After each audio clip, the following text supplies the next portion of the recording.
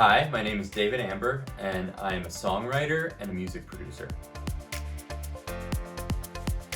Well, I've been interested in K-pop, listening to K-pop since maybe like 2008, 2009.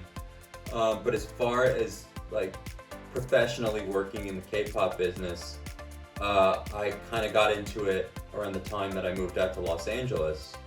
And when I moved out here, I got linked up with some writers that were involved in, pitching songs for SM Entertainment and, some of the other labels.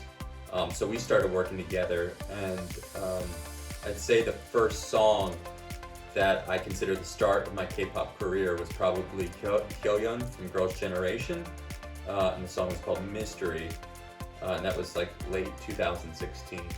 And I'd say that's where I marked kind of the start of my K-pop career. One really kind of cool experience that I had was kind of seeing Everglow, the artist Everglow. I was able to kind of witness the beginning of the group before they debuted, to getting to the point where I was able to write and produce a song for them.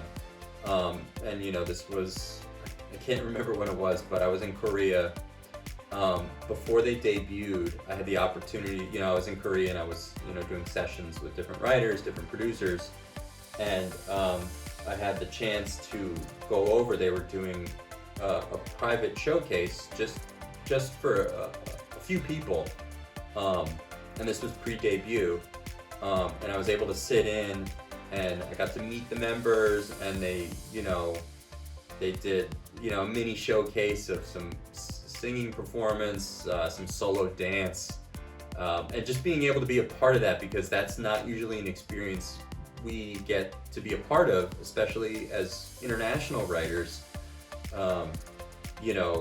We're so separated a lot of times from the actual groups themselves. I mean, that was just such a cool experience, being able to see the beginnings and then being able to be a part of the song that they released. It was really cool. I'm in LA, so a lot of the times when working with artists here, before COVID, we were able to be in the same room together, and so I was able to get that kind of instant feedback. We'd be collaborating on production, we'd be collaborating on melodies and lyrics and things like that. So in the US, for me, generally it's working in a situation where I'm able to get that instant feedback from an artist, and they can say, oh, that's cool, or I don't like that, or let's change this, and it's kind of more instantaneously collaborative, if I could kind of put words to it, and as opposed to working in K-pop, things move really fast in K-pop. It's a label will ask for a song, and a lot of times, we'll write the song, the label will say, hey, we want to cut this, the artist will record it, and it'll be out in like 2 to 3 weeks, even, and not always, but there's been situations where it's definitely been like bam, bam, bam, bam. So working in K-pop, it's definitely kind of like go, go, go. Whereas, here in the US, there's, some kind of slow moving collaboration with the artists in that way. So I'd say that, there's a lot of differences, but that's one of the main ones that's been kind of interesting for me to work through. Oh man, if I had one word, I'd say phenomenon. It's just crazy how to see how far it's come, over the past decade. Thinking of the Wonder Girls in 2009 and them coming to the U.S. and then seeing, you know, Blackpink and BTS in 2019 and 2020, just to see how far it's come in such a short period of time, it's just so amazing, and it's awesome. I'm so glad that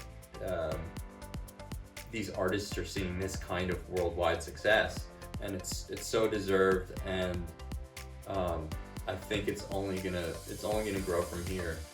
Just the way that the world is, and the way that, you know, the barriers of music and just culture in general, where it was even 10 years ago, it's those barriers are just so not there anymore. It's really exciting, and I'm excited to see where it goes. I mean, there's a lot. Yeah, K-pop's definitely changed over the past 10 years. I think K-pop in 2020, it's cool because it's retained kind of the core of what it was, but it's been able to kind of go more global and take influences from these other genres. You know, you see, it's great to see like Latin crossovers with K-pop, and you know, some US top 40 kind of vibes seeping in there. And I think as K-pop's become more global, also, you know, Western artists have become more exposed to K-pop. There's been more of a meeting in the middle, and we're starting to see, you know, Western pop taking things from K-pop, and K-pop certainly taking things from all other genres to kind of create this cool melting pot, whereas it was kind of a little bit more separated maybe 5, 6, 7, 8 years ago. Well, I mean, I don't know that we can predict exactly where it's gonna go musically. What I think we're gonna see even more of is we're gonna see more collaboration between K-pop artists and other global artist communities. We're going to see more US K-pop collaborations. We're going to see more K-pop Latin collaborations, which would be something really cool. I'd love to see some more of that going on. You know, more, hopefully some EDM crossover things with K-pop artists. Yeah, really just more of this kind of blend of everything kind of just meshing together, even more so than it is in 2020. I think it's going to be really interesting to see the different crossover collaborations we get from different artists. And then beyond that, I think I'm just excited to see more groups break through, and more groups continuing to have so much success, you know, even more than, you know, that these groups have already had. It's going to be exciting to see.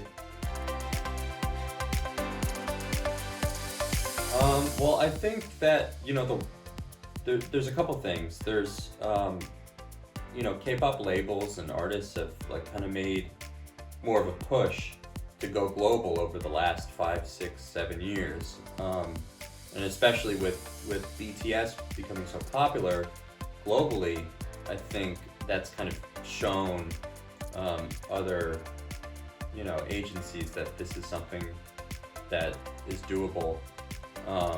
So we've seen more of a push by, you know, these agencies to kind of do that. On the other hand, like, the world music market is so kind of connected now with technology. It's so easy for, you know, fans to